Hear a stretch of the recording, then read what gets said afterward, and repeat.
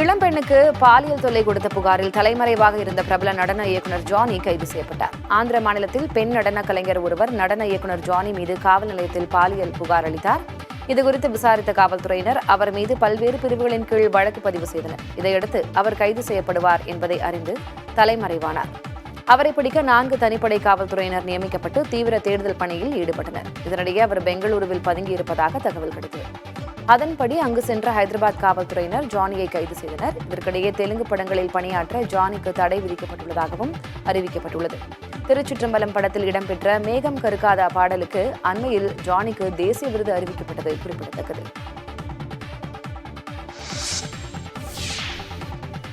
அத்வானி ரத யாத்திரை பாதையில் பைப் வெடிகுண்டு கண்டுபிடிக்கப்பட்ட விவகாரத்தில் கைது செய்யப்பட்ட நபர் சிறையில் தற்கொலைக்கு முயன்றுள்ளார். 2011ஆம் ஆண்டு பாஜக சார்பில் நடந்த ரத யாத்திரையின் போது அத்வானி சென்ற பகுதியில் பைப் வெடிகுண்டு கண்டுபிடிக்கப்பட்டது. இந்த சம்பவம் தொடர்பாக கைதான ஜாகிர் ஹுசேன் பூந்தமல்லியில் உள்ள தனி கிளை சிறையில் அடைக்கப்பட்டிருந்தார். இந்த நிலையில் அவர் எறும்பு பவுடரை சாப்பிட்டு தற்கொலைக்கு முயன்றுள்ளார். ஸ்டான்லி அரசு மருத்துவமனையில் அனுமதிக்கப்பட்டுள்ள அவருக்கு தீவிர சிகிச்சை அளிக்கப்பட்டு வருகிறது. ஜாகிர் ஹுசேனுக்கு 6 மாதங்களுக்கு முன்பு ஜாமீன் கிடைத்ததாக சிறைத்துறை அதிகாரிகள் கூறினர். இருப்பினும் உரிய ஆவணங்களை சமர்ப்பிக்க முடியாததாலும் ஜாமீனுக்கான தொகையை செலுத்த முடியாமலும் அவர் சிறையில் இருந்து வந்ததாக தெரிவித்துள்ளனர். அதனால் ஏற்பட்ட விரக்தியினாலேயே ஜாகிர் ஹுசேன் தற்கொலை முயற்சியில் ஈடுபட்டது முதற்கட்ட விசாரணையில் தெரியவந்துள்ளதாகவும் சிறைத்துறை அதிகாரிகள் கூறுகின்றனர். துப்பாக்கிச்சூடு சம்பவத்தின் எதிரொலியாக அமெரிக்க முன்னாள் அதிபர் டிரம்ப் பங்கேற்ற கூட்டத்திற்கு பாதுகாப்பு அதிகரிக்கப்பட்டுள்ளது. நியூயார்க் நகரில் நடந்த தேர்தல் பேரணியில் குடியரசுக் கட்சியின் வேட்பாளர் டிரம்ப் பங்கேற்று உரையாற்றினார். இந்த கூட்டத்திற்கு வழக்கத்திற்கு மாறாக அதிக அளவில் காவல்துறையினர், சிறப்பு பாதுகாப்பு படையினர் குவிக்கப்பட்டு பாதுகாப்பு பணியில் ஈடுபடுத்தப்பட்டனர். மேலும் கூட்டத்தில் பங்கேற்றவர்கள் தீவிர சோதனைக்கு பிறகே அனுமதிக்கப்பட்டனர். கூட்டத்தில் டிரம்ப் குண்டு துளைக்காத கண்ணாடிக்கு பிறகு நின்று கொண்டு உரையாற்றும் வகையில் ஏற்பாடுகளும் செய்யப்பட்டிருந்தன. அமெரிக்க அதிபர் தேர்தலில் போட்டியிடும் டிரம்ப் மீது 2 முறை துப்பாக்கிச்சூடு சம்பவம் நடைபெற்ற நிலையில் அவருக்கான பாதுகாப்பை அதிகரிக்க அதிபர் ஜோ பைடன் உத்தரவிட்டிருந்தார். வடகொரியா அடுத்தடுத்து ஏவுகணை சோதனை நடத்தி வருவதால் கொரிய தீபகற்பத்தில் பதற்றமான சூழல் உருவாகியுள்ளது. நீண்ட தூரம் சென்று இலக்கை தாக்கி அழிக்கும் வகையில் தயாரிக்கப்பட்ட ஏவுகணையை வடகொரியா மீண்டும் சோதித்துள்ளது. நிலம் மற்றும் கப்பல்களில் இருந்து எதிரிகளின் இலக்குகளை தாக்கும் வகையில் இந்த ஏவுகணை வடிவமைக்கப்பட்டுள்ளதாக வடகொரிய ஊடகங்கள் செய்தி வெளியிட்டுள்ளன.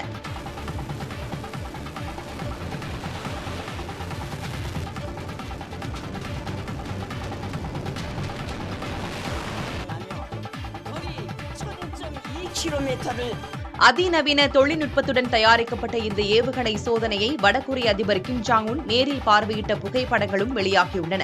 இதனிடையே வடகொரியா ஏவிய ஏவுகணைகளின் பாகங்கள் தங்களது எல்லைப் பகுதியில் உள்ள மலைகளில் விழுந்ததாக தென்கொரியா குற்றம் சாட்டியது.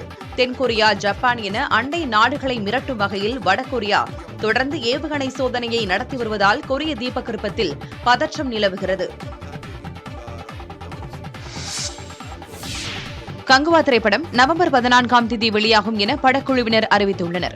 இந்த படத்தை அக்டோபர் 10ஆம் தேதி வெளியிடுவதாக தயாரிப்பு நிறுவனம் அறிவித்திருந்தது. அதே நாளில் ரஜினி நடிப்பில் உருவாக்கியுள்ள வேட்டையின் படமும் வெளியாக உள்ளதால் கங்குவா படத்தின் வெளியீட்டு தேதி தள்ளிப் போவதாக அறிவிக்கப்பட்டது. இதனால் சூர்யா ரசிகர்களிடையே கடும் அதிருப்தி ஏற்பட்டது.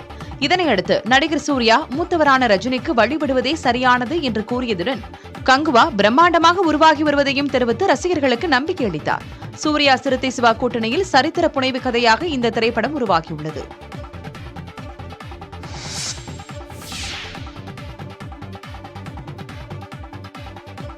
பாலிவுட் நடிகை ஆலியா பட் தனது பெயரை ஆலியா பட் கபூர் என்று மாற்றியுள்ளார். பிரபல இயக்குநர் மகேஷ் பட் மகளான இவர் தனது சிறந்த நடிப்பால் பாலிவுட்டில் முன்னணி நடிகையாக வலம் வருகிறார். இவர் 2022ஆம் ஆண்டு நடிகர் ரன்பீர் கபூரை காதலித்து திருமணம் செய்து கொண்டார். இந்நிலையில் நிகழ்ச்சி ஒன்றில் கலந்து கொண்ட இவர் தனது பெயரை ஆலியா பட் கபூர் என்று அதிகாரப்பூர்வமாக மாற்றிவிட்டதாக அறிவித்தார்.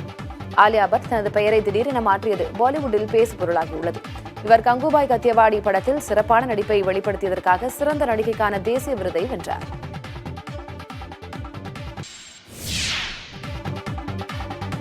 அண்டை மாநிலமான கேரளாவை நிபா வைரஸ் ஏற்கனவே அச்சுறுத்தி வரும் சூழலில் தற்போது 38 வயது நபருக்கு எம்பாக்ஸ் எனப்படும் குரங்கம்மை தொற்று உறுதி செய்யப்பட்டுள்ளது. மலப்புரத்தைச் சேர்ந்த நபர் ஐக்கிய அரபு அமீரகத்திலிருந்து அண்மையில் சொந்த ஊருக்கு திரும்பினார். காய்ச்சல் காரணமாக அவர் மருத்துவமனையில் அனுமதிக்கப்பட்டிருந்த நிலையில் எம்பாக்ஸ் தொற்று உறுதி செய்யப்பட்டுள்ளதாக சுகாதாரத்துறை அமைச்சர் வீணா ஜார்ஜ் தெரிவித்துள்ளார். இதுகுறித்து முகநூல் பக்கத்தில் பதிவு செய்துள்ள அவர், வெளிநாடுகளிலிருந்து திரும்புவோர் தங்களுக்கு எம்பாக்ஸ் அறிகுறிகள் தென்பட்டால் உடனடியாக சுகாதாரத்துறையிடம் தெரிவிக்க வேண்டும் என கேட்டுக் கொண்டுள்ளார். சுகாதாரத்துறை சார்பில் சிறப்பு வசதிகள் செய்யப்பட்டுள்ள மருத்துவமனைகளின் பட்டியலையும் வீணா ஜார்ஜ் பகிர்ந்துள்ளார்.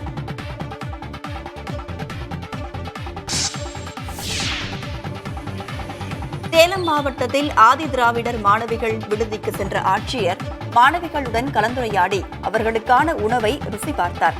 உங்களை தேடி உங்கள் ஊரில் திட்டம் மூலம் ஓமலூர் தாலுகாவில் உள்ள அனைத்து கிராமங்களுக்கும் சென்று மக்களை சந்தித்த ஆட்சியர் பிருந்தாதேவி ரேஷன் கடை, அங்கன்வாடி மையங்களுக்கு சென்று ஆய்வு மேற்கொண்டார்.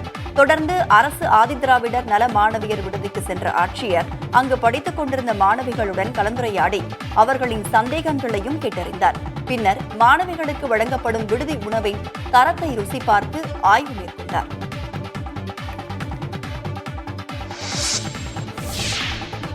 ஊட்டி ஆவினில் ஊழலை மறைத்து லாப கணக்கு காட்டப்படுவதாக எழுந்த குற்றச்சாட்டை அதன் பொது மேலாளர் ஜெயராமன் திட்டவட்டமாக மறுத்துள்ளார். தமிழ்நாடு பால் முகவர்கள் தொழிலாளர்கள் நலச்சங்க தலைவர் பொன்னுசாமியின் குற்றச்சாட்டிற்கு பதிலளித்துள்ள அவர், முன்பு கோவை மற்றும் திருப்பூர் ஆவின் பால் நிறுவனத்திடமிருந்து 60 ரூபாய்க்கு பால் கொள்முதல் செய்யப்பட்டதாக கூறியுள்ளார். தற்போது கோவையிலிருந்து 51 ரூபாய்க்கு பால் கொள்முதல் செய்யப்படுவதாக கூறியுள்ளார். இதன் மூலம் ஊட்டி ஆவின் லாபத்தில் இயங்க தொடங்கியுள்ளதாக கூறியுள்ள ஜெயராமன், ஆவினை முடக்கும் முயற்சியாக இந்த குற்றச்சாட்டுகள் முன்வைக்கப்பட்டுள்ளதாக தெரிவித்துள்ளார். 3 மாதத்தில் பார்த்தீங்கன்னா நாங்கள் ஒரு 50 லட்ச ரூபா ஓய்வு பெற்ற ஊழியர்களுக்கு அவங்களுடைய நிலுவைத் தொகையெல்லாம் ஒரு 50 லட்ச ரூபா வரைக்கும் கொடுத்துருக்கோம். இப்போ பிரச்சனை இல்லாமல் எங்களுடைய ஊழியர்களுக்கு சம்பளம் கொடுக்க முடியுது. கடந்த மாதம் பார்த்தீங்கன்னா எங்களுக்கு ஒரு 5 லட்ச ரூபா நிகர லாபம் வந்திருக்கு. தமிழ்நாடு ஃபுல்லாகவே ஆவின் மேலே ஒரு நெருக்கடி இந்த மாதிரி காலந்தோறும் செய்யப்பட்டு வருது. இதை பார்த்தீங்கன்னா ஆவினுக்கு ஒரு அவப்பேரை ஏற்படுத்தணும், ஆவின் பால் விற்பனையை தடை செய்யணும், முடக்கணும். இதன் மூலமாக பிறர் லாபம் அடையணுங்கிற மாதிரியான ஒரு இதுதான். பிற நிறுவனங்கள் மூலம் லாபம் அடைகிறவங்க ஒரு குறுகிய நோக்கத்தோட இதை செய்கிறாங்க.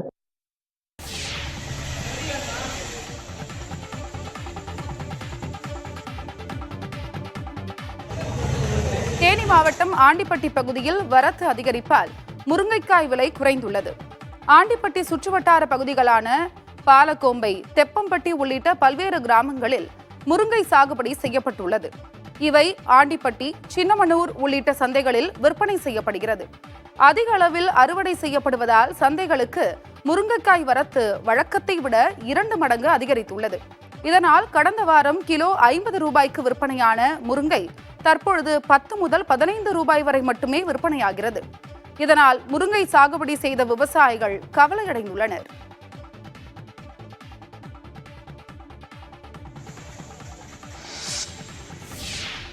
நீலகிரி மாவட்டம் முதுமலை வனப்பகுதி சாலையோரங்களில் மேய்ச்சலில் ஈடுபடும் வனவிலங்குகளை தொந்தரவு செய்தால் கடும் நடவடிக்கை எடுக்கப்படும் என வனத்துறையினர் எச்சரிக்கை விடுத்துள்ளனர். முதுமலை புலிகள் காப்பக வனப்பகுதியில் பசுமையான சூழல் நிலவுவதால் சாலை ஓரங்களில் யானைகள், காட்டெருமைகள், மான்கள் உள்ளிட்ட வனவிலங்குகள் அதிக அளவில் மேய்ச்சலில் ஈடுபடுவதை காண முடிகிறது. அவ்வாறு சாலையோரங்களில் மேய்ச்சலில் ஈடுபடும் வனவிலங்குகள் அருகே வாகனங்களை நிறுத்தி சுற்றுலா பயணிகள் புகைப்படங்களை எடுத்து வருகின்றனர். ஒரு சில நேரங்களில் புகைப்படம் எடுக்க முயலும் சுற்றுலா பயணிகளை காட்டு யானைகள் விரட்டும் சம்பவங்களும் நடந்து வருகின்றன. இதனால் வனவிலங்குகளை தொந்தரவு செய்யக்கூடாது என வனத்துறையினர் அறிவுறுத்தியுள்ளனர். இதனிடையே நீலகிரி மாவட்டம் கூடலூரில் நள்ளிரவில் குடியிருப்பு பகுதிகளில் சுற்றித் திரிந்த யானையை வனப்பகுதிக்குள் திருப்பி அனுப்பினர். மதுரை மாவட்டம் கப்பலூர் சுங்கச்சாவடி தொடர்பாக புதிய தலைமுறை செய்தியாளர் மருதுபாண்டி தகவல் அறியும் உரிமைச் சட்டத்தின் கீழ் எழுப்பிய பல கேள்விகளுக்கு தேசிய நெடுஞ்சாலைத்துறை முறையாக பதிலளிக்கவில்லை. சுங்கச்சாவடி தொடங்கப்பட்டதிலிருந்து கட்டணம் செலுத்தாமல் சென்ற எத்தனை வாகன உரிமையாளர்களுக்கு நோட்டீஸ் அனுப்பப்பட்டது என கேள்வி எழுப்பப்பட்டது. அதற்கு தங்கள் கட்டுப்பாட்டில் உள்ள ஒப்பந்த நிறுவனம் நோட்டீஸ் வழங்கியுள்ளதாகவும் அது தொடர்பான தகவல் தங்களிடம் இல்லை என தேசிய நெடுஞ்சாலைத்துறை கூறியுள்ளது. கப்பலூர் சுங்கச்சாவடியை இடமாற்றம் செய்யக்கோரி பொதுமக்கள் மற்றும் வணிக நிறுவனங்களிடமிருந்து கோரிக்கை வந்துள்ளதா என கேள்வி எழுப்பப்பட்டிருந்தது. அதேபோல் கப்பலூர் சுங்கச்சாவடியில் உள்ளூர் மக்களை இலவசமாக அனுமதிப்பது தொடர்பாக தமிழ்நாடு அரசு கோரிக்கை அனுப்பியுள்ளதா என கேள்வி கேட்கப்பட்டிருந்தது. இதற்கு பதிலளித்துள்ள தேசிய நெடுஞ்சாலைத்துறை, நீதிமன்ற வழக்குகள், பல்வேறு வழிகாட்டுதல்கள் மற்றும் அலுவலக உத்தரவுகள் உள்ளதால் இது தொடர்பான தகவல்களை அளிக்க இயலாது என தெரிவித்துள்ளது. கப்பலூர் சுங்கச்சாவடியை இடமாற்றம் செய்ய கோரி பொதுமக்கள் நீண்ட காலமாக போராட்டம் நடத்தி வருவது குறிப்பிடத்தக்கது. ராஜஸ்தானில் ஆழ்துளை கிணற்றுக்குள் தவறி விழுந்த 2.5 வயது பெண் சிறுமியை மீட்புக் குழுவினர் நீண்ட போராட்டத்திற்கு பிறகு உயிருடன் மீட்டனர். தௌஷா மாவட்டத்தில் உள்ள ஜோத்புரியா கிராமத்தில் நீரு குர்ஜார் என்ற 2.5 வயது சிறுமி விளையாடிக் கொண்டிருக்கும் பொழுது எதிர்பாராத விதமாக மூடப்படாத 600 அடி ஆழமுள்ள ஆழ்துளை கிணற்றுக்குள் விழுந்துள்ளது. தகவல் அறிந்து வந்த பேரிடர் குழுவினர் ஆழ்துளை கிணற்றுக்குள் 28 அடியில் சிக்கிக்கொண்ட சிறுமியை மீட்கும் பணியில் ஈடுபட்டனர். ஆழ்துளை கிணற்றுக்கு அருகே பள்ளம் தோண்டி சிறுமியை மீட்க முயற்சிகள் நடந்த அதே வேளையில் சிறுமி உயிர் பிழைக்க குழாய் வழியாக ஆக்சிஜன் செலுத்தப்பட்டது. சுமார் 18 மணி நேர போராட்டத்துக்கு பிறகு ஆழ்துளை கிணற்றில் விழுந்த 2.5 வயது சிறுமி பத்திரமாக மீட்கப்பட்டார். முதலுதவி சிகிச்சைக்கு பின்னர் சிறுமி மருத்துவமனைக்கு மேல் சிகிச்சைக்காக கொண்டு செல்லப்பட்டார்.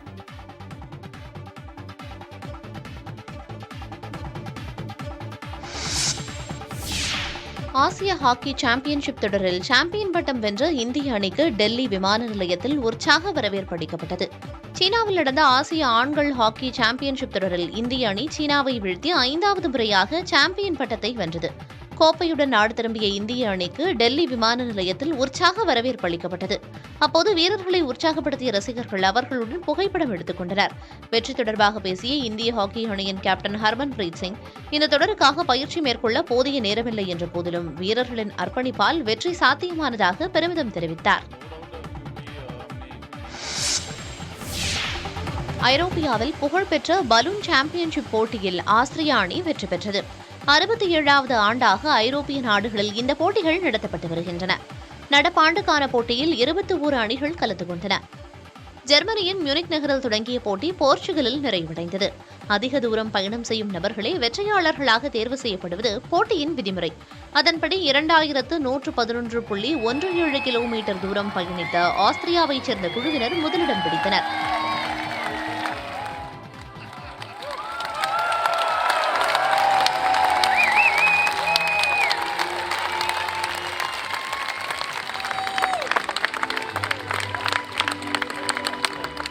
இரண்டாயிரத்து 109.75 கிலோமீட்டர் தூரம் பயணித்த சுவிட்சர்லாந்து அணி 2வது இடத்தையும், 2108.47 கிலோமீட்டர் பயணித்த ஜெர்மனி அணி 3வது இடத்தையும் பிடித்தது. ஜெர்மனி, பிரான்ஸ், போர்ச்சுகல் நாடுகள் வழியாக இந்த குழுவினர் பயணம் செய்தனர். அடுத்த போட்டி அடுத்த ஆண்டு செப்டம்பரில் பிரான்ஸ் நாட்டில் நடைபெறும் என அறிவிக்கப்பட்டிருக்கிறது. காஞ்சிபுரம் அருகே தொடர் மின்வெட்டால் ஆத்திரமடைந்த பொதுமக்கள் நல்லூர் துணை மின் நிலையத்தை முற்றுகையிட்டனர். வையாவூர் கிராமத்தில் மாதக்கணக்கில் தொடர் மின்வெட்டு நிலவி வருவதாக கூறப்படுகிறது. நேற்று காலை முதல் 10க்கும் மேற்பட்ட முறை மின்வெட்டு ஏற்பட்டதாக சொல்லப்படுகிறது. இதனையடுத்து நல்லூர் துணை மின் நிலையத்தை முற்றுகையிட்ட வையாவூர் கிராமத்தினர் அதிகாரிகளுடன் வாக்குவாதத்தில் ஈடுபட்டனர். தொடர்ந்து சென்னை பெங்களூரு தேசிய நெடுஞ்சாலையில் மறியலிலும் ஈடுபட்டுள்ளனர். அவர்களை தடுத்து நிறுத்திய காவல்துறையினர் பேச்சுவார்த்தையில் ஈடுபட்டிருக்கிறார்கள். இறுதியில் 20 நாட்களுக்குள் மின்வெட்டு பிரச்சினைக்கு நிரந்தர தீர்வு காணப்படும் என மின்வாரிய அதிகாரிகள் உறுதியளித்துள்ளனர். இதனையடுத்து போராட்டம் கைவிடப்பட்டது.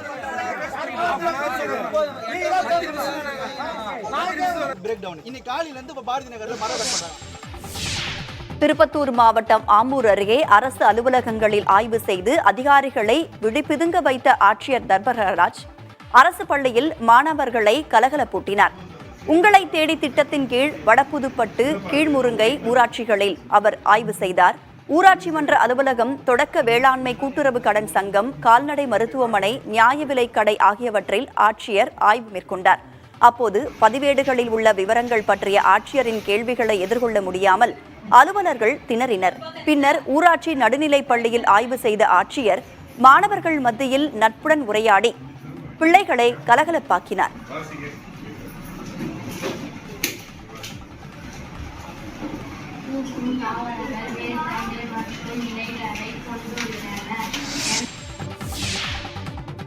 தேனி மாவட்டம் ஆண்டிப்பட்டி அருகே தண்ணீரை விலை கொடுத்து வாங்கி விவசாயம் செய்யும் நிலைக்கு விவசாயிகள் தள்ளப்பட்டுள்ளனர். கொத்தப்பட்டி மற்றும் கண்ணியப்பிள்ளைப்பட்டி உள்ளிட்ட பகுதிகளில் நிலத்தடி நீர்மட்டம் குறைந்துள்ளது. விவசாய கிணறுகளில் குறைந்த அளவே தண்ணீர் உள்ளது. எனவே விவசாயிகள் டிராக்டரில் ஒரு டேங்க் தண்ணீரை 1000 ரூபாய்க்கு வாங்கி விவசாயம் செய்து வருகின்றனர். 4 நாட்களுக்கு ஒருமுறை ஏக்கருக்கு 3000 ரூபாய் செலவு செய்து வருகிறார்கள். இதனால் வேதனை அடைந்துள்ள அவர்கள் ஐப்பசி மாத மழைக்காக நம்பிக்கையோடு காத்திருக்கின்றனர்.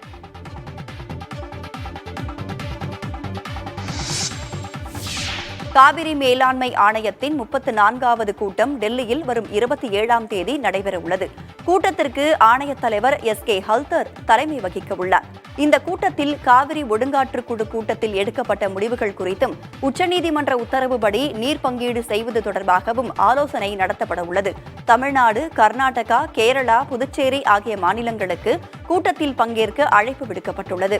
தமிழ்நாட்டின் சார்பில் நீர்வளத்துறை செயலர் மணிவாசன், காவிரி தொழில்நுட்ப குழு தலைவர் சுப்பிரமணியன் ஆகியோர் காவிரி மேலாண்மை ஆணைய கூட்டத்தில் பங்கேற்க உள்ளனர்.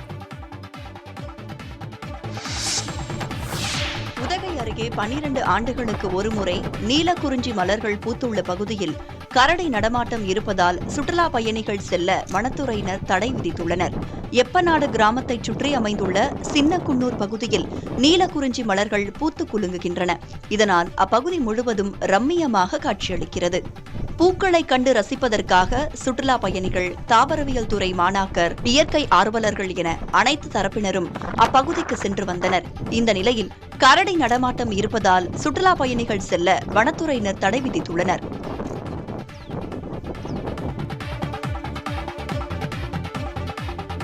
தமிழகத்தில் பிளே ஸ்கூல் தொடர்பான 2023ஆம் ஆண்டு விதிமுறைகளை அமல்படுத்த உயர்நீதிமன்ற மதுரை அமர்வு இடைக்கால தடை விதித்துள்ளது. தமிழ்நாடு பிளே ஸ்கூல் சங்க பொதுச் செயலாளர் உயர்நீதிமன்ற மதுரை அமர்வில் மனு ஒன்றை தாக்கல் செய்தார். அதில் பிளே ஸ்கூல்களுக்கு அனுமதி பெறுவது தொடர்பாக தமிழக அரசு கடந்த ஆண்டு புதிய விதிமுறைகளை வகுத்து அரசாணை பிறப்பித்ததாக கூறியிருந்தார். புதிய விதிமுறைகள் கடுமையாக இருப்பதாகவும் அதனை சுட்டிக்காட்டி பிளே ஸ்கூல்களை மூடுமாறு அதிகாரிகள் மிரட்டுவதாகவும் தெரிவித்திருந்தார். எனவே புதிய விதிமுறைகளை அமல்படுத்த தடை கோரியிருந்தார். மனுவை விசாரித்த நீதிமன்றம் 2023ஆம் ஆண்டின் விதிமுறைகளுக்கு இடைக்கால தடை விதித்தது. வழக்கு தொடர்பாக தமிழக கல்வித்துறை செயலர் பதிலளிக்கவும் உத்தரவிட்டது.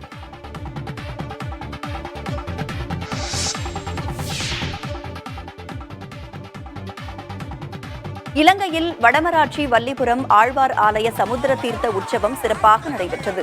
வரலாற்று சிறப்புமிக்க இந்த ஆலயத்தில் கடந்த 2ஆம் தேதி கொடியேற்றத்துடன் பெருந்திருவிழா சிறப்பாக தொடங்கியது.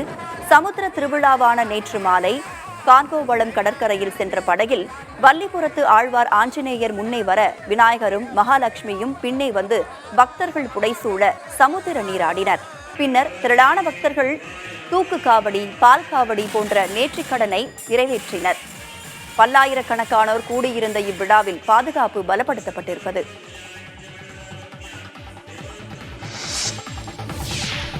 தென்னமெரிக்க நாடான பெருவில் காட்டுத்தீ பற்றி எரிந்து வரும் நிலையில் அவசர நிலை பிரகடனப்படுத்தப்பட்டுள்ளது. அமேசான் வனப்பகுதியில் ஏற்பட்டுள்ள காட்டுத்தீ பல்வேறு மாகாணங்களிலும் பரவி பெரும் பாதிப்பை ஏற்படுத்தியுள்ளது.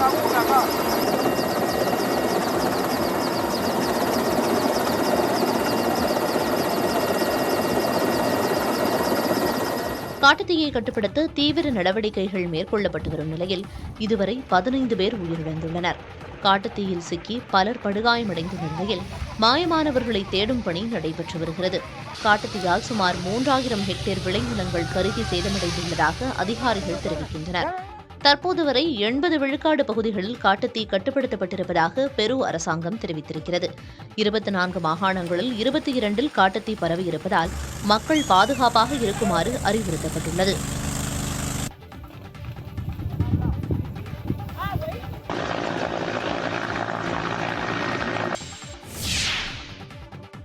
சென்னை ராமாபுரத்தில் உள்ள தனியார் கார் பழுது நீக்கும் மையத்தில் ஏற்பட்ட தீ விபத்தில் 10 லட்சம் ரூபாய் மதிப்பிலான பொருட்கள் தீயில் எரிந்து சேதமாகின.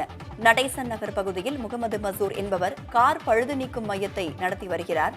அதிகாலையில் இந்த மையத்தில் திடீரென தீ விபத்து ஏற்பட்டுள்ளது. நிகழ்விடத்திற்கு சென்ற தீயணைப்புத் துறையினர் சுமார் 1 மணி நேரம் போராடி தீயை கட்டுப்படுத்தினர். இருப்பினும் அங்கிருந்த 2 கார்கள் முற்றிலும் எரிந்து சேதமடைந்துள்ளன. மேலும் கார் பழுது நீக்கும் மையத்தில் இருந்த பொருட்கள் தீயில் கருகியதாக தெரிவிக்கப்பட்டுள்ளது. தீ விபத்துக்கான காரணம் குறித்து விசாரணை மேற்கொண்டு வரப்பட்டுள்ளது.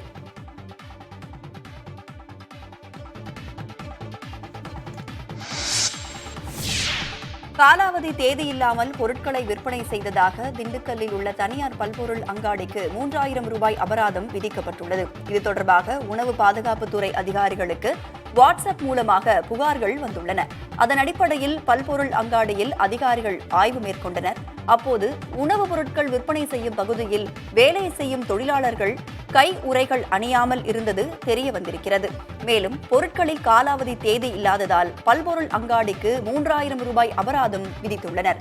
சம்பந்தப்பட்ட நிறுவனத்தின் மூலம் தயார் செய்யப்படும் அவல் மாதிரியை எடுத்து ஆய்வுக்கூடத்திற்கு அனுப்பப்பட்டுள்ளது. காலாவதி தேதி இல்லாமல் பொருட்களை விற்பனை செய்யும் கடைகள் மீது கடும் நடவடிக்கை எடுக்கப்படும் என அதிகாரிகள் எச்சரித்துள்ளனர். தர்மபுரி அருகே ஆக்கிரமிக்கப்பட்ட அரசு நிலத்தை மீட்கக் கோரி ஆட்சியரின் கார் அருகே ஒருவர் தர்ணாவில் ஈடுபட்டார். உங்களை தேடி உங்கள் ஊரில் திட்டம் மூலம் நல்லம்பள்ளி ஒன்றியத்திற்குட்பட்ட பல கிராமங்களில் சென்று ஆய்வு மேற்கொண்ட ஆட்சியர் சாந்தி வட்டார வளர்ச்சி அலுவலகத்தில் பயனாளிகளுக்கு நலத்திட்ட உதவிகளை வழங்கினார். இதைத் தொடர்ந்து ஆட்சியர் புறப்பட்ட போது திமுக நிர்வாகி மாதையன் என்பவர் தாங்கள் வசிக்கும் பச்சையப்பன் கொட்டாய் பகுதியில் ஒரு சிலரால் ஆக்கிரமிப்பு செய்யப்பட்ட 5 ஏக்கர் அரசு நிலத்தை மீட்க வலியுறுத்தி காரின் அருகே அமர்ந்து தர்ணாவில் ஈடுபட்டார். இப்புகார் குறித்து ஆய்வு செய்து விசாரணை மேற்கொள்ளப்படும் என அதிகாரிகள் தெரிவித்தனர்.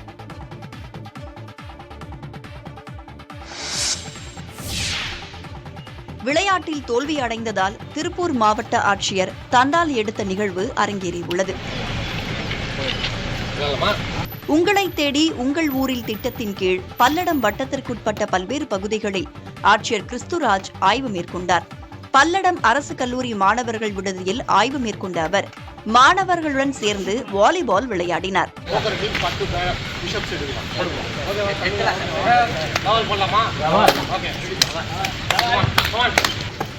விளையாட்டில் தோற்கும் அணியினர் தண்டால் எடுக்க வேண்டும் என நிபந்தனை விதிக்கப்பட்டிருந்த நிலையில் மாவட்ட ஆட்சியரின் அணி தோல்வியடைந்தது.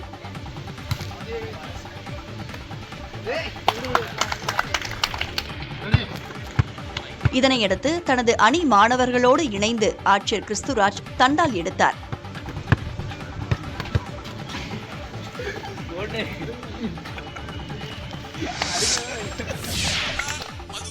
விடுதலை சிறுத்தைகள் சாதி கட்சி இல்லை என்றும் முதலமைச்சர் பதவியில் மக்களே கொண்டு போய் வைப்பார்கள் என்றும் விடுதலை சிறுத்தைகள் கட்சித் தலைவர் தொல் திருமாவளவன் தெரிவித்துள்ளார்.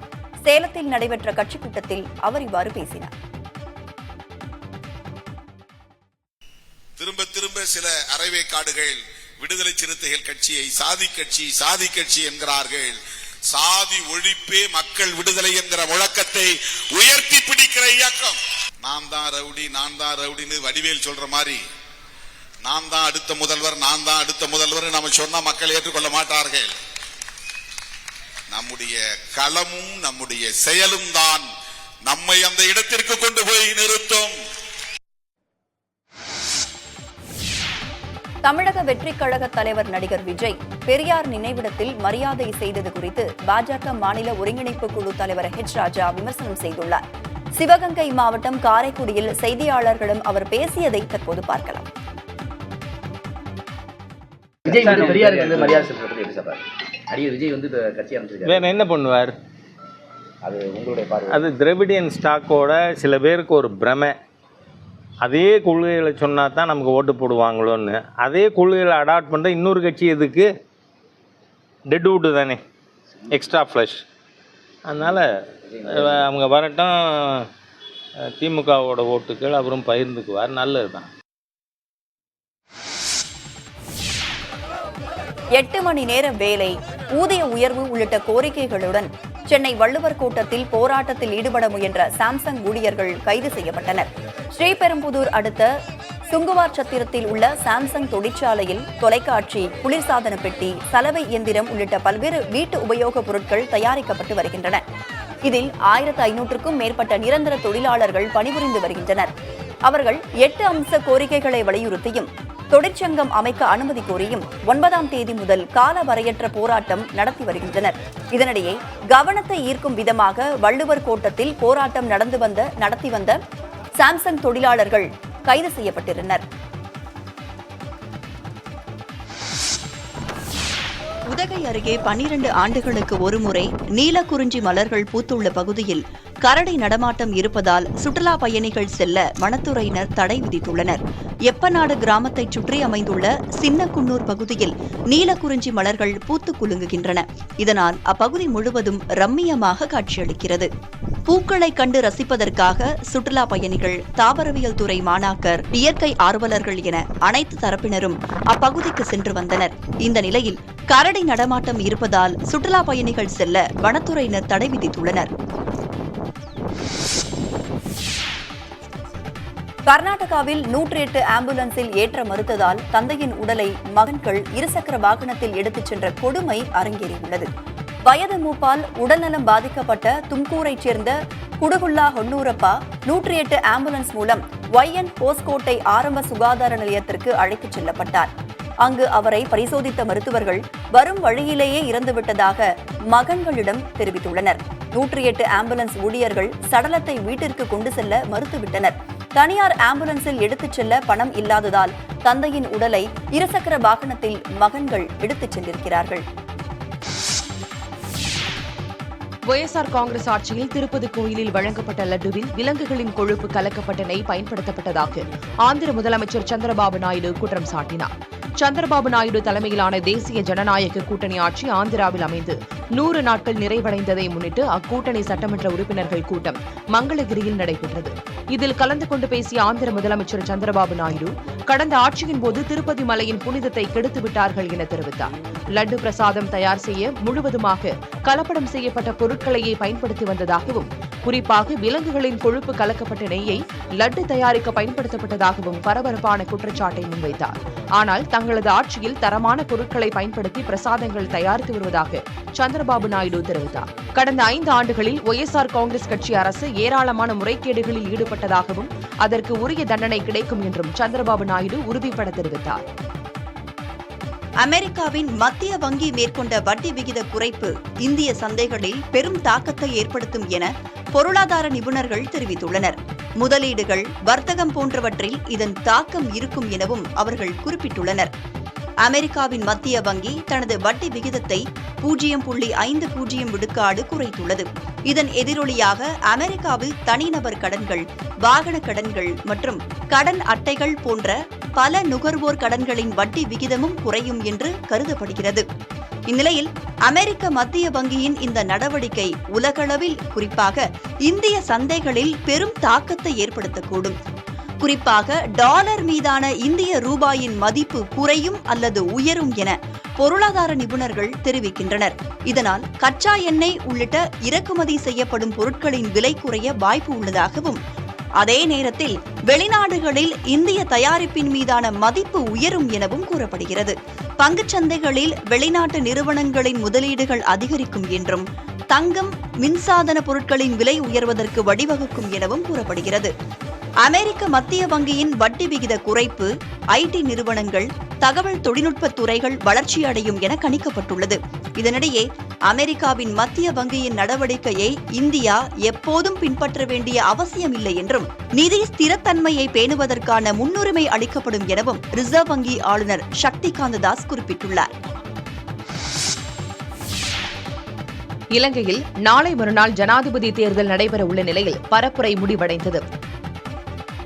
இலங்கை தேர்தலில் தற்போதைய ஜனாதிபதி ரணில் விக்ரமசிங்கே, எதிர்க்கட்சித் தலைவர் சஜித் பிரேமதாச, தேசிய மக்கள் சக்தி கட்சியின் அனுராகுமார திசநாயக்க மற்றும் தமிழர் பொது வேட்பாளராக அரியநேந்திரன் உட்பட மொத்தம் 38 வேட்பாளர்கள் போட்டியிடுகின்றனர். கடந்த 1 மாதத்திற்கு மேலாக தேர்தல் கூட்டணி, வேட்புமனு தாக்கல் என பரபரப்பாக இருந்த இலங்கை அதிபர் தேர்தலில் இறுதிக்கட்ட பரப்புரை நள்ளிரவுடன் நிறைவடைந்தது. வரும் 21ஆம் தேதி இலங்கை ஜனாதிபதி தேர்தல் நடைபெறுகிறது. முன்னதாக தபால் வாக்குகள் செலுத்தப்பட்டுவிட்டன. இதனிடையே மத்திய கொழும்பு பகுதியில் அதிபர் ரணில் விக்ரமசிங்கேவும், கொழும்பில் எதிர்க்கட்சித் தலைவர் சஜித் பிரேமதாசாவும் இறுதிக்கட்ட பரப்புரையில் பங்கேற்றனர். அதேபோல் தேசிய மக்கள் சக்தி கட்சியின் தலைவர் அனுராகுமார திசநாயக்க கம்பா மாவட்டத்திலும் இறுதிக்கட்ட பரப்புரையில் ஈடுபட்டார். நாட்டின் பொருளாதாரம், அனைத்து மக்களின் முன்னேற்றம் என இறுதிக்கட்ட வாக்குறுதிகளை தலைவர்கள் அள்ளி வீசினர். தேர்தலை முன்னிட்டு காவல்துறை, ராணுவம் கூடுதலான பாதுகாப்பு பணியில் ஈடுபட்டுள்ளனர். லோகேஷ் கனகராஜ் இயக்கத்தில் ரஜினிகாந்த் நடிக்கும் கூலி திரைப்படத்தின் வீடியோ கசிந்ததால் படக்குழுவினர் அதிர்ச்சி அடைந்துள்ளனர். படப்பிடிப்பு தளத்திலிருந்து செல்போனில் எடுக்கப்பட்ட வீடியோ ஒன்று சமூக வலைதளங்களில் பரவி வருகிறது. அதில் நாகார்ஜுனா நடித்த காட்சிகள் இடம்பெற்றுள்ளதாக கூறப்படுகிறது. இது தொடர்பாக எக்ஸ் தளத்தில் பதிவிட்டுள்ள இயக்குநர் லோகேஷ் கனகராஜ், ஒரே ஒரு வீடியோ மூலம் ஏராளமானோரின் 2 மாத கடின உழைப்பு வீணாகிவிட்டதாக வேதனை கூறியுள்ளார். யாரும் இதுபோன்ற செயல்களில் ஈடுபட வேண்டாம் என்று பணிவோடு கேட்டுக்கொள்வதாகவும் பதிவு செய்துள்ளார். நடிகர் விஜயின் தி கோட் திரைப்படம் 13 நாட்களில் 413 கோடி ரூபாய் வசூல் செய்துள்ளதாக படக்குழு அறிவித்துள்ளது. விஜய் வெங்கட் பிரபு கூட்டணியில் செப்டம்பர் 5ஆம் தேதி தி கோட் திரைப்படம் உலகம் முழுவதும் 5000 திரையரங்குகளில் வெளியானது. இந்த படத்திற்கு ரசிகர்கள் மத்தியில் பெரும் வரவேற்பு கிடைத்து வருகிறது. இந்த படத்தில் அப்பா மற்றும் மகன் என்று 2 வேடங்களில் விஜய் நடித்திருக்கிறார். இதில் மகன் கதாபாத்திரத்தில் வரும் விஜயின் வயதை குறைத்து காட்டுவதற்காக டி-ஏஜிங் தொழில்நுட்பம் பயன்படுத்தப்பட்டிருக்கிறது. மேலும் த்ரிஷா, சிவகார்த்திகேயன் ஆகியோர் கேமியோ ரோலில் நடித்துள்ளதால் படத்தின் மீதான எதிர்பார்ப்பு அதிகரித்தது. இந்திய ஜனநாயகத்தை மேலும் வலுவாக்க ஒரே நாடு ஒரே தேர்தல் திட்டம் உதவும் என பிரதமர் மோடி தெரிவித்துள்ளார். ஒரே நாடு ஒரே தேர்தல் திட்டம் குறித்த நிபுணர் குழு பரிந்துரைக்கு மத்திய அமைச்சரவை ஒப்புதல் அளித்துள்ளது. இதையடுத்து பிரதமர் மோடி எக்ஸ் சமூக வலைதளத்தில் வெளியிட்டுள்ள பதிவில், ஒரே நேரத்தில் தேர்தல் நடத்தும் திட்டம் தொடர்பாக விரிவான ஆய்வுகளை நடத்தி பரிந்துரைகளை அளித்த முன்னாள் குடியரசுத் தலைவர் ராம்நாத் கோவிந்துக்கும் பிற உறுப்பினர்களுக்கும் நன்றி தெரிவிப்பதாக தெரிவித்துள்ளார். பாஜகவின் கூட்டணி கட்சிகளான ஐக்கிய ஜனதா தளம், தெலுங்கு தேசம், லோக் ஜனசக்தி ஷிராக் பஸ்வான் பிரிவு, மதச்சார்பற்ற ஜனதா தளம் ஆகிய கட்சிகளும் மத்திய அமைச்சரவையின் முடிவுக்கு ஒப்புதல் தெரிவித்துள்ளன.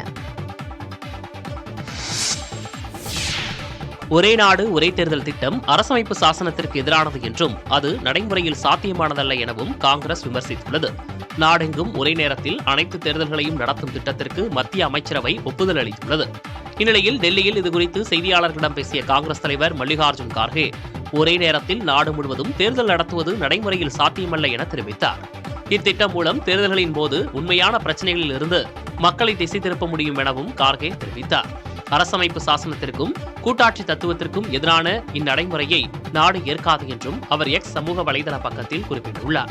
பாஜக தொடர்ந்து பின்னடைவுகளை சந்தித்து வரும் நிலையில் ஒரே நாடு ஒரே தேர்தல் திட்டம் மூலம் தன்னை காப்பாற்றிக் கொள்ள முயல்வதாக காங்கிரஸ் மூத்த தலைவர் ஹரீஷ் ராவத் கூறியுள்ளார். பாஜக அரசு செயல்படுத்த விரும்பும் இத்திட்டம் அறிவார்ந்ததல்ல என்று காங்கிரஸ் பொதுச் செயலாளர் ஜெய்ராம் ரமேஷ் விமர்சித்துள்ளார். ஆனால் பேரறிஞர் அண்ணாவுடைய கொள்கையை, கோட்பாடுகளை, லட்சியத்தை மார்பிலும் கோடிலும்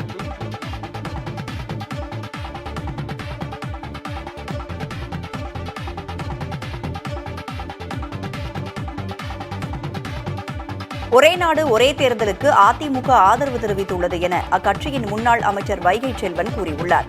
புதுக்கோட்டையில் கட்சி நிகழ்ச்சியில் பங்கேற்ற பின்னர் செய்தியாளர்களிடம் இவ்வாறு தெரிவித்தார்.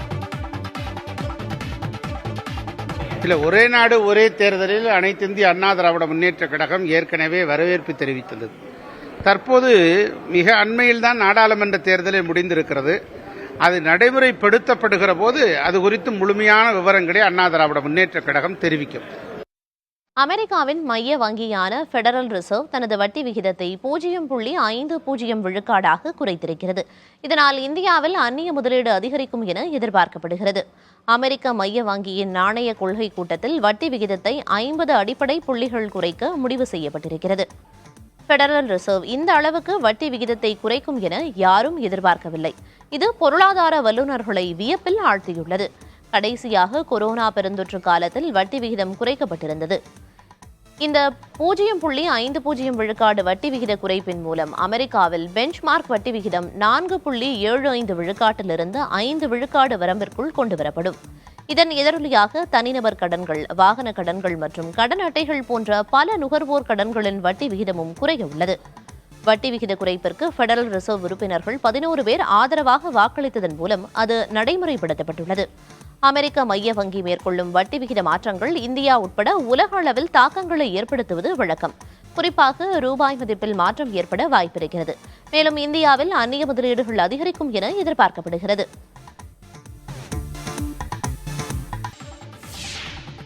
பீகாரில் நிலத்தகராறில் 20க்கும் மேற்பட்ட வீடுகளுக்கு தீ வைக்கப்பட்ட சம்பவம் அதிர்ச்சியை ஏற்படுத்தியுள்ளது. நவாடா மாவட்டத்தில் உள்ள கிருஷ்ணா நகர் பகுதியில் நேற்று இரவு 20க்கும் மேற்பட்ட வீடுகளில் திடீரென தீப்பற்றி எரிந்தது. தகவல் அறிந்து வந்த தீயணைப்புத் துறையினர் தீயினை போராடி அணைத்தனர். எனினும் வீடுகளில் இருந்த பொருட்கள் முற்றிலும் எரிந்து சேதமடைந்தன. நல்வாய்ப்பாக இந்த தீ விபத்தில் உயிர் சேதம் தவிர்க்கப்பட்டது. நிலத்தகராறு காரணமாக வீடுகளுக்கு தீ வைக்கப்பட்டதாக கூறப்படும் நிலையில் இதில் ஈடுபட்ட அடையாளம் தெரியாத நபர்களை காவல்துறையினர் தேடி வருகின்றனர். இந்த நிலையில் இந்த சம்பவத்திற்கு பகுஜன் சமாஜ் கட்சித் தலைவர் மாயாவதி கண்டனம் தெரிவித்துள்ளார். தாழ்த்தப்பட்ட மக்களை குறிவைத்து இச்செயல் நடைபெற்றிருப்பதாகவும் இந்த விவகாரத்தில் மாநில அரசு உரிய நடவடிக்கை எடுப்பதுடன் பாதிக்கப்பட்ட மக்களுக்கு நிதி உதவி வழங்க வேண்டும் எனவும் கேட்டுக் கொண்டார்.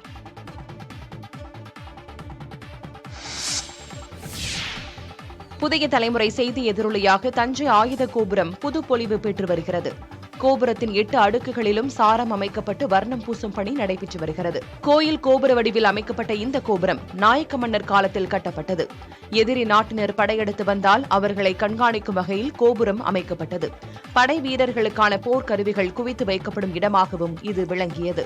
அருங்காட்சியகமாக செயல்பட்டு வரும் ஆயுத கோபுரம் மற்றும் அரண்மனை பராமரிப்பு இன்றி சிதிலமடைந்தன. இதனால் சுற்றுலா பயணிகள் கோபுரத்தை முழுமையாக காண முடியாத நிலை ஏற்பட்டது.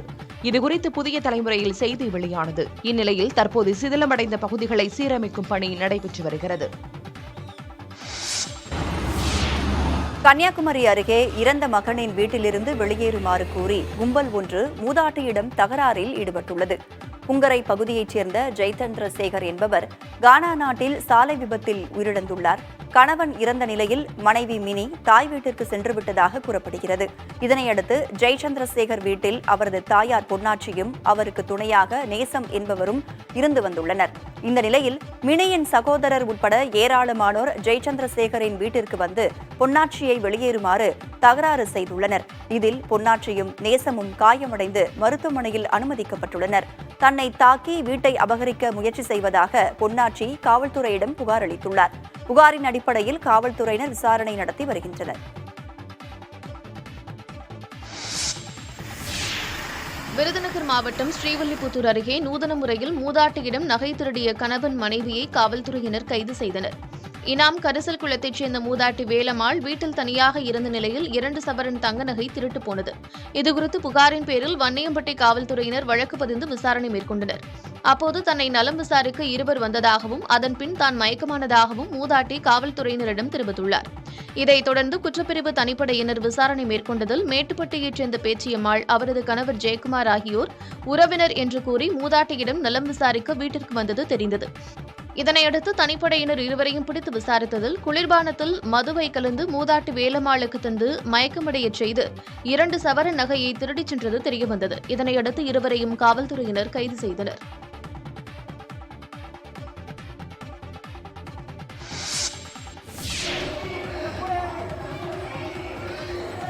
தென்காசி மாவட்டத்தில் நடைபெற்ற பழமையான அம்மன் கோவில் திருவிழாவில் பிரசாதமாக எங்கும் இல்லாத வகையில் புது மாதிரியாக பரோட்டா வழங்கப்பட்டதால் பக்தர்கள் வியந்து போயினர். ஆலங்குளத்தில் உள்ள புகழ்பெற்ற பத்திரகாளியம்மன் கோவிலில் ஆண்டுதோறும் ஆவணி மாத கடைசியில் திருவிழா நடைபெறும். இந்த ஆண்டு திருவிழாவின் நிறைவு நிகழ்ச்சியில் சிறப்பு வழிபாடுகள் நடைபெற்றன. இதில் திரளான பக்தர்கள் கலந்து கொண்டு அம்மனை தரிசனம் செய்துள்ளனர். வழிபாட்டில் பங்கேற்ற பக்தர்களுக்கு பிரசாதமாக இந்த முறை பரோட்டாவை வழங்கினர். பரோட்டாவுடன் சுட சுட சென்னா மசாலாவும் பரிமாறப்பட்டிருக்கிறது. வழக்கமாக சர்க்கரை பொங்கல், புளியோதரை என பிரசாதம் கிடைக்கும் என கருதிய பக்தர்கள் பிரசாதமாக பரோட்டா வழங்கப்பட்டதால் வியப்பில் மூழ்கினர். இந்த ஆச்சரியம் விலகாமல் பரோட்டாவை ரசித்து ருசித்தனர். சுமார் 10,000 பரோட்டா வரை தயாரிக்கப்பட்டு சென்னா மசாலாவுடன் சுட சுட பக்தர்களுக்கு வழங்கப்பட்டது. தமிழ்நாட்டிலேயே கோவில் பிரசாதமாக பரோட்டா வழங்கப்படுவது ஆலங்குளம் பத்திரகாளியம்மன் கோவிலில்தான் என்று நிகழ்ச்சி ஏற்பாட்டாளர்கள் பெருமையுடன் கூறினர். ஒருநாள் கிரிக்கெட் போட்டியில் ஆப்கானிஸ்தான் அணி 6 விக்கெட் வித்தியாசத்தில் தென்னாப்பிரிக்க அணியை வீழ்த்தி வரலாற்று சாதனை படைத்தது. ஷார்ஜாவில் நடைபெற்ற இந்த போட்டியில் டாஸ் வென்ற தென்னாப்பிரிக்க அணி முதலில் பேட்டிங் செய்தது. தென்னாப்பிரிக்க அணி தொடக்க முதலே ஆப்கானிஸ்தானின் பந்து வீச்சை சமாளிக்க முடியாமல் திணறியது. கேப்டன் மார்க்ரம் உட்பட முதல் 3 வீரர்களின் விக்கெட்டையும் ஃபசலக் ஃபரூக்கி வீழ்த்தினார். அடுத்து வந்த வீரர்களும் சொற்ப ரன்களில் ஆட்டமிழந்து ஏமாற்றம் அளித்தனர். பியான் முல்டர் மட்டும் அரை சதம் அடிக்க 33.3 ஓவர்களில் 106 ரன்களை மட்டும் எடுத்து அனைத்து விக்கெட்டுகளையும் அந்த அணி இழந்தது. எளிய இலக்கை நோக்கி களமிறங்கிய ஆப்கானிஸ்தான் 26 ஓவர்களில் 4 விக்கெட்டுகளை இழந்து 107 ரன்களை எடுத்து வெற்றி பெற்றது. ஆட்ட நாயகன் விருதை 4 விக்கெட்டுகளை வீழ்த்திய ஃபசலக் ஃபரூக்கி தட்டிச் சென்றார். ஆசிய ஹாக்கி சாம்பியன்ஷிப் தொடரில் சாம்பியன் பட்டம் வென்ற இந்திய அணிக்கு டெல்லி விமான நிலையத்தில் உற்சாக வரவேற்பு அளிக்கப்பட்டது. சீனாவில் நடந்த ஆசிய ஆண்கள் ஹாக்கி சாம்பியன்ஷிப் தொடரில் இந்திய அணி சீனாவை வீழ்த்தி 5வது முறையாக சாம்பியன் பட்டத்தை வென்றது. கோப்பையுடன் நாடு திரும்பிய இந்திய அணிக்கு டெல்லி விமான நிலையத்தில் உற்சாக வரவேற்பு அளிக்கப்பட்டது. அப்போது வீரர்களை உற்சாகப்படுத்திய ரசிகர்கள் அவர்களுடன் புகைப்படம் எடுத்துக் கொண்டனர். வெற்றி தொடர்பாக பேசிய இந்திய ஹாக்கி அணியின் கேப்டன் ஹர்மன்பிரீத் சிங், இந்த தொடருக்காக பயிற்சி மேற்கொள்ள போதிய நேரமில்லை என்ற போதிலும் வீரர்களின் அர்ப்பணிப்பால் வெற்றி சாத்தியமானதாக பெருமிதம் தெரிவித்தார். ஒரே நாடு ஒரே தேர்தல் முறை நடைமுறை சாத்தியமற்றது என முதலமைச்சர் மு க ஸ்டாலின் தெரிவித்துள்ளார். முதலமைச்சர் மு க ஸ்டாலின் தனது எக்ஸ் வலைதள பக்கத்தில் வெளியிட்டுள்ள பதிவில், இந்தியாவின் பன்முகத்தன்மை கொண்ட சிக்கலான தேர்தல் முறையை கருத்தில் கொள்ளாமல் கூட்டாட்சி தத்துவத்திற்கு குந்தகம் விளைவிக்கும் ஒரே நாடு ஒரே தேர்தல் திட்டம் சாத்தியமற்றது என்று குறிப்பிட்டுள்ளார். வட்டார பிரச்சினைகள், நிர்வாக முன்னுரிமைகளை கருத்தில் கொள்ளாமல் இந்த திட்டத்தை செயல்படுத்த முனைவதாக குற்றம் சாட்டியுள்ளார். பாஜகவின் ஈகோவை திருப்திப்படுத்தும் முயற்சியே ஒரே நாடு ஒரே தேர்தல் திட்டம் எனவும், ஆனால் அவர்களால் எப்போதும் இதனை நிறைவேற்ற முடியாது எனவும் தெரிவித்துள்ளார். ஒரு கட்சியின் பேராசையை நிறைவேற்றுவதற்காக இந்திய ஜனநாயகத்தை வளைக்க முடியாது. முக்கிய பிரச்சினைகளிலிருந்து திசை திருப்பும் நடவடிக்கையில் மத்திய அரசு தனது சக்தியை வீணாக்காமல் வேலையில்லா திண்டாட்டம், விலைவாசி உயர்வு, மாநிலங்களுக்கான நிதி பகிர்வு உள்ளிட்ட பிரச்சினைகளில் மத்திய அரசு கவனம் செலுத்த வேண்டும் எனவும் முதலமைச்சர் வலியுறுத்தியுள்ளார்.